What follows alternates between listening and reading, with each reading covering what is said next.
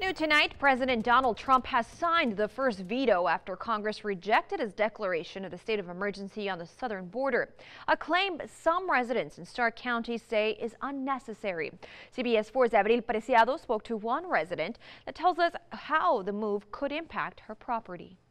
To me, the necessity is not there because it is not an emergency. There is a crisis, but it can be handled in a different way. And it's not an emergency. That is how Yvette Gaitan, who's a resident in La Rosita, describes the Trump administration's declaration of national emergency. Her home is in a subdivision in Stark County. She has concerns that her property faces the risk of being impacted by the border wall.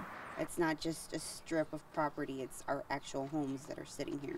Gaitan's home has been passed down for 5 generations. It sits just feet away from the Rio Grande River, a place she says holds sentimental value, but now the future of her land is uncertain. We received a letter in January saying that within 90 days they were going to file for the right of entry because they want access to the property to survey for the wall. According to the letter sent by the Department of Homeland Security, government employees would have a right of entry to the property for an 18-month period and have access to any other properties the owners have. And her property is not the only one. A map released by CBP shows areas where the border wall is expected to be built, where the administration is expected to build 8 to 12 miles of the wall. Documents show that the wall would run through nearly 162 private properties throughout Stark County. Since December, the administration has secured the right to survey 118 of them. Action Gaitan says she doesn't want her property to be a part of. You have a right to fight for your property.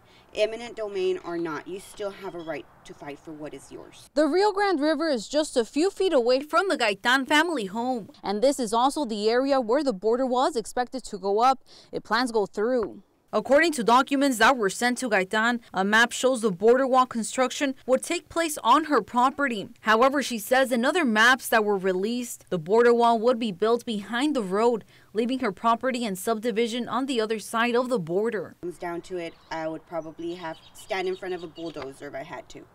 And they would have to drag me away because I'm not going to give up. In La Rosita with complete Valley coverage, Abril Preciado, CBS 4 Valley Tonight. Abril, thank you. And Gaitan says she's also concerned that the proposed border wall construction could cause severe flooding problems in her property and throughout the area as well.